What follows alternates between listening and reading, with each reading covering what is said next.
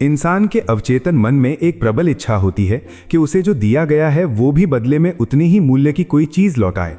अगर आपने किसी को उसकी कोई मनपसंद चीज़ दी है तो वो भी बदले में आपको कोई ऐसी चीज़ देना चाहेगा या कोई ऐसा काम करना चाहेगा जो आपको पसंद आए।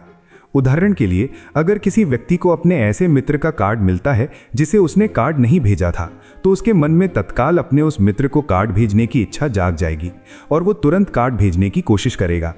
जब आप किसी पर उपकार करते हैं तो वो आमतौर पर इसका बदला चुकाने के अवसर की तलाश में रहेगा।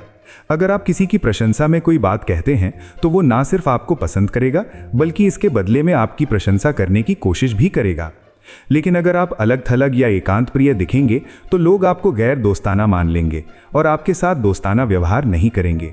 अगर आप उदासीन रहते हैं तो लोग आपको रूखा या बेपरवाह मान लेंगे और आपके साथ भी वैसा ही व्यवहार करेंगे।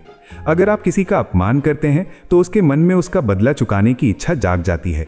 जब आप कोई नकारात्मक काम करते हैं तो आपको बदले में उससे भी ज्यादा नकारात्मक चीज़ मिलती है। बहरहाल, जब आप कोई सकारात्मक काम करते हैं तो किसी न किसी मोड़ पर आपको बदले में सकारात्मक चीज़ मिलेगी। ये प्रकृति का नियम है जो शायद ही कभी असफल होता है। लोकप्रिय बनने के लिए किसी न किसी तरह लोगों को ये एहसास कराएं कि वे आपसे ज़्यादा महत्वपूर्ण हैं। अगर आप इस तरह व्यवहार करेंगे कि आप उनसे बेहतर हैं तो वे या तो हीन भावना से ग्रस्त हो जाएंगे या फिर आपसे ईर्ष्या करने लगेंगे। ये सकारात्मक संबंध बनाने के लिए हानिकारक है।